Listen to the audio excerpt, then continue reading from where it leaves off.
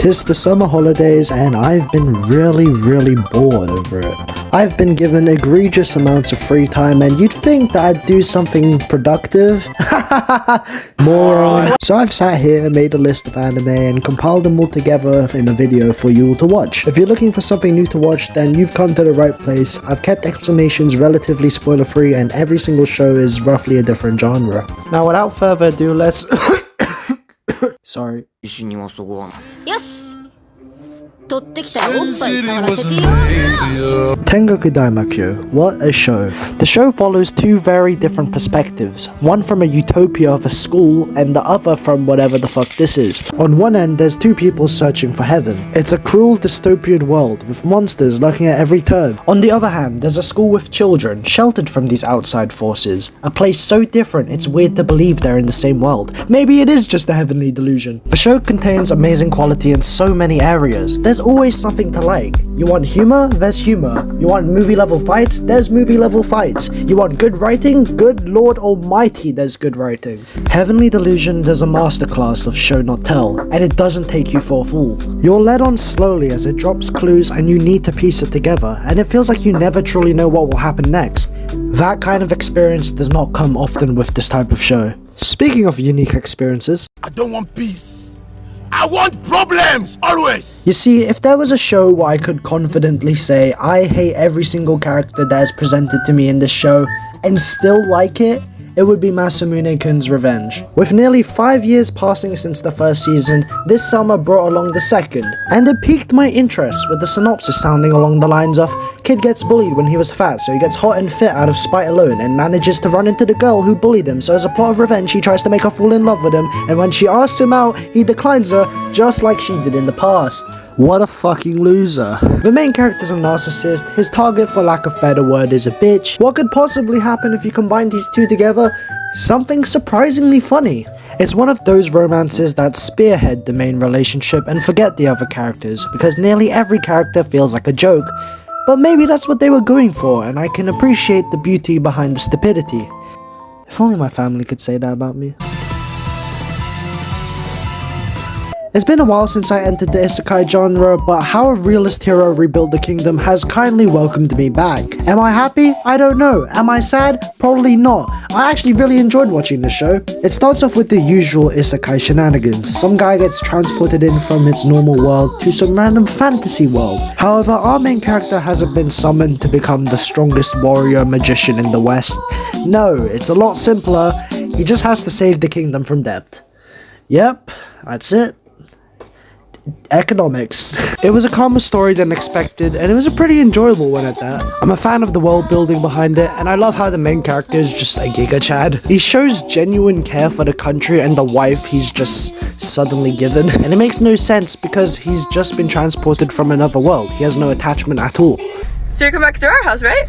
Nah, I gotta go home. We're gonna play some video games. What? Come on, it'll be fun. Nah, it's fine. I'm gonna go home. I got video games to play. Just take me to my house. More Than a Married Couple But Not Lovers probably has one of the dumbest concepts in a romance that I've seen in a while. Yet it somehow manages to be one of my favorite watches this year. The whole premise of this show is stupid and unrealistic, and it makes literally no sense. The main character and his class are set an assignment where they have to live with a person of the opposite gender for a year to see if they'd function like a married couple. What? How do you get funding for this? Why can't my school do? However, our main character doesn't like the concept of this because he has his eyes set on the childhood friend. However, in true romance fashion, shit goes south and the guy has to live with a woman that he doesn't even know. The thing I like about this show is that it's bold, it's fast, and it hits you like a truck. It cuts out all the unnecessary bullshit from other romances. It's an anime that leaves you with no room to breathe as competition and spice levels go off the charts, and it's a hilariously crazy watch. This is the face of Satan. Now, as someone who watches quite a bit of anime, I really thought I'd seen it all until I watched this show. With each passing season, the line between anime and hentai gets blurred every time. And I think this anime is the final straw. How this got legal permission to air on TV is beyond me. However, if you could put all these negatives aside, there's plenty of raw dogging. It's one of the rawest shows out there. It's basically a dogma that the show is... I can't do this anymore.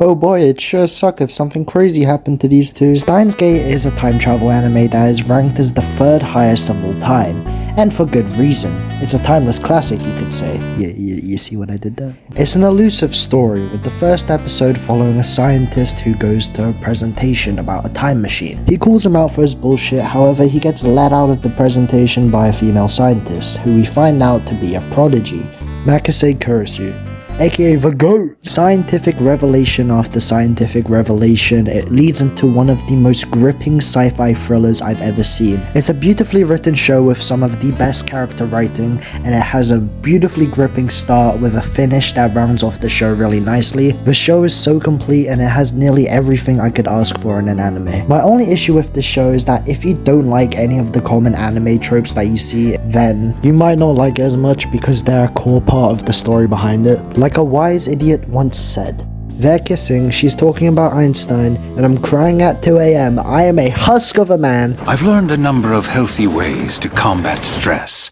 One way is to... Mashle is a comedy anime that came out recently, and it uses common shonen tropes and flips it on his head One Punch Man style. You have a world of magic and you have a guy that can't use magic, so instead he pumps iron 24 hours a day. Despite being a comedy anime, it actually has some really satisfying fights, and the action is not a disappointing aspect. It's a light-hearted show which sticks to the bit, and it's a really fun one, so go watch it.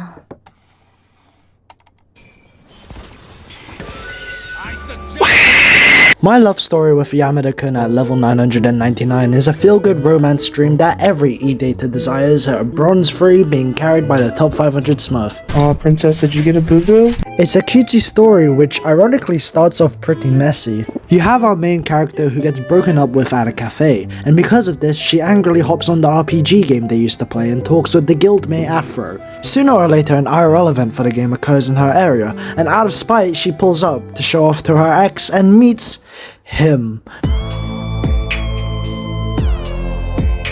Oh god, I can hit him. So you have an absolute mess of a person because of a breakup, and you have a gamer guy that has to deal with it. What more could you want? I don't really watch much shoujo romance. Most of the time it's either something degen, spicy, something out there is gonna make it really bullshit. So something like Yamada-kun was a really refreshing, calm watch. What the fuck? Came through shit, you can catch me on the black top lanes, I split. Hit him with a step back, made up with a step back. UFC highlights with the range I kick. Wet that, what's that, WhatsApp, yo. Funds busting up like a jetpack, huh? Got a big head and I got a big ego, big hair, brain blast, you can catch up now.